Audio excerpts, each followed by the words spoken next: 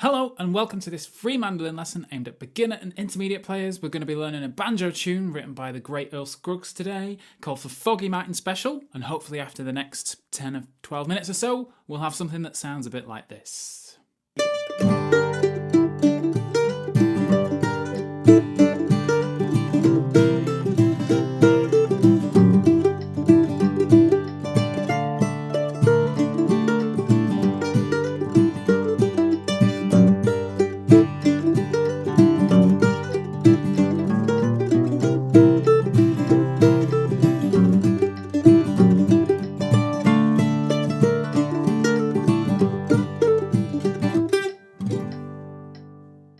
Everything we talk about in this lesson is included in a free PDF which is linked in the description below, so please do have that in front of you so you don't have to learn any of this by ear. You can have the tab or music in front of you.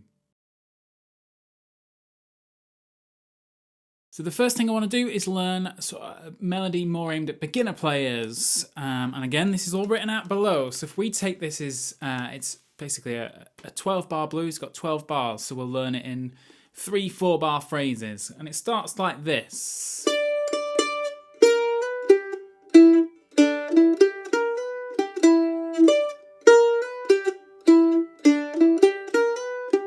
So almost does the same thing twice. And before we play that round a few times, I want to point a couple of things out. First of all is the slides. If you're reading the music, there's a little line before the 2 or the B. And what that means is you don't go straight to the B, you do a little slide in from the B flat or the first fret.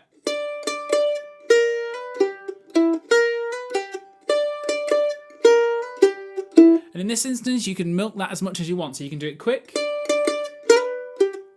You just need to hear the sound of that 1 resolve into 2, because that's what gives it a bluegrass sound.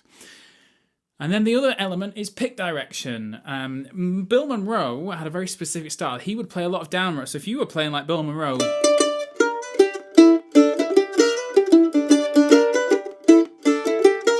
he would do a lot of downstrokes. I don't play like that.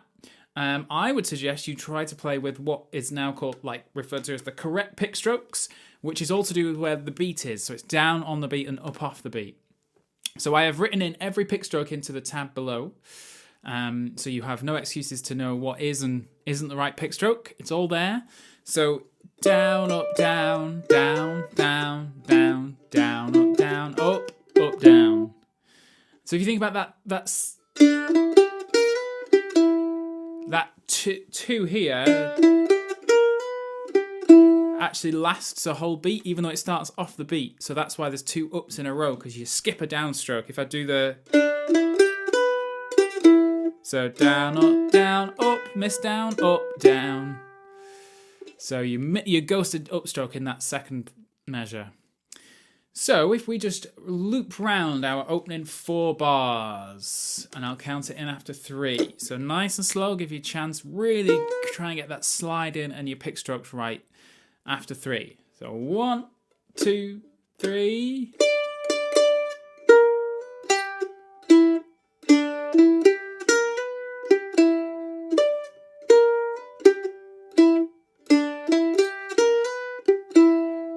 Pretty much the same phrase twice. Let's just give it one more go. 1, 2, 3.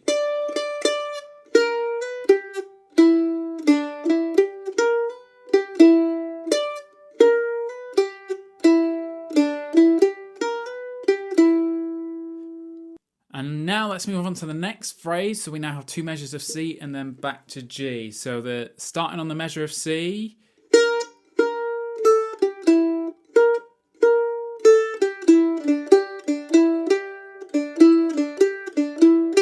We'll stop there. So let's try that together. So this is measures 5 through to 6, 7, 8. After 4, 2, 3, 4. Down, down, down, up, down, down, down, down, up, down, up, down. We'll just pause there. Give that one more go. 2, 3, 4.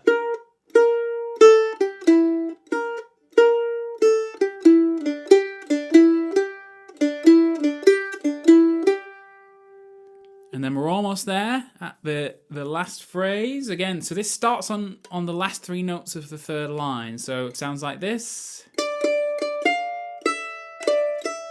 So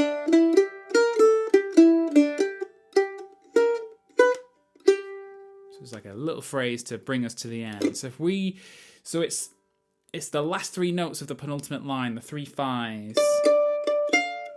So this is a difficult one to count. This is after 3. 1, 2, 3.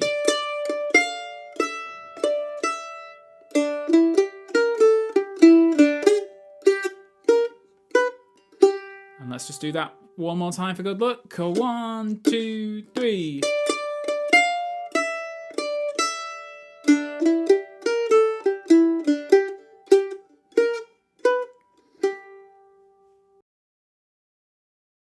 So now let's play all of that together twice through because it's got the repeat, and then we'll look at an intermediate melody. I'm going to set the metronome to about 110 BPM just to keep me in time, and I'm overdub a guitar, sort of really hamming up the bluegrass guitar so you can hear how it would sound in a session.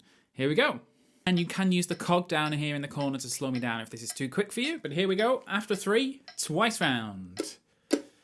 1, 2, 3.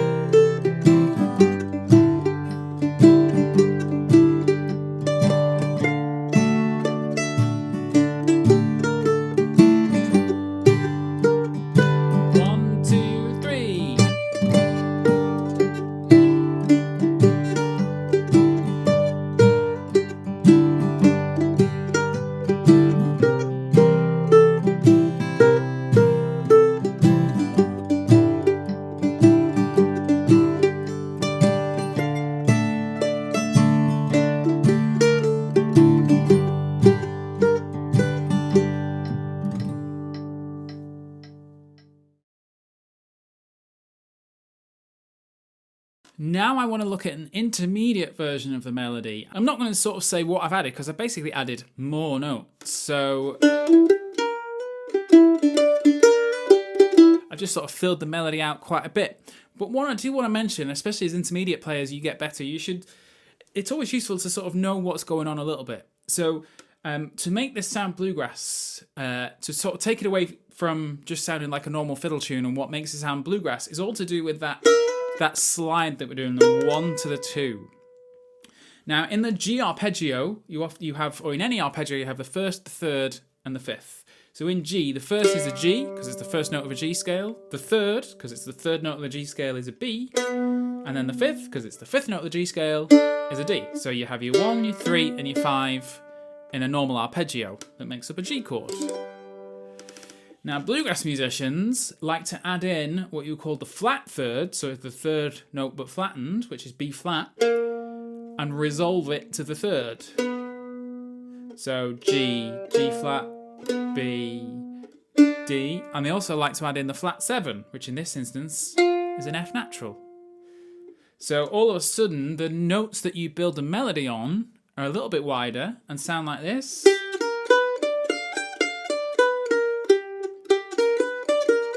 All of a sudden it's starting to sound a little bit like Foggy Mountain Special.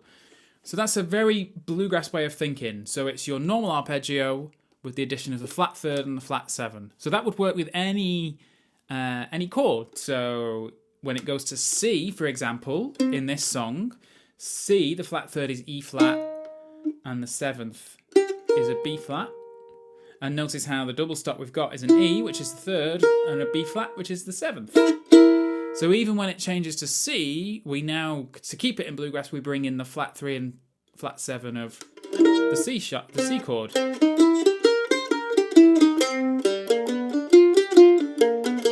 And then the same happens in D. So that's one way of thinking like a bluegrass musician, is flat 3rd and flat 7. Right, let's have a look at the melody. Just to save this video being hours and hours long, I'm just going to play through each phrase once. So, Phrase 1, it comes in half a beat earlier, so it comes on and of 3. So the counting is now 1, 2, 3.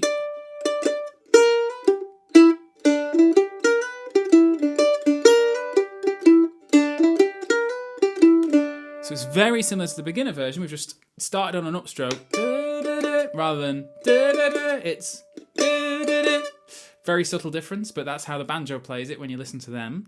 And then we just added a few extra notes. The next phrase, starting on the C, adds in a double stop, 2 and 1.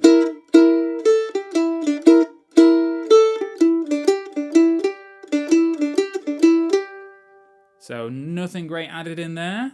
And then the last phrase.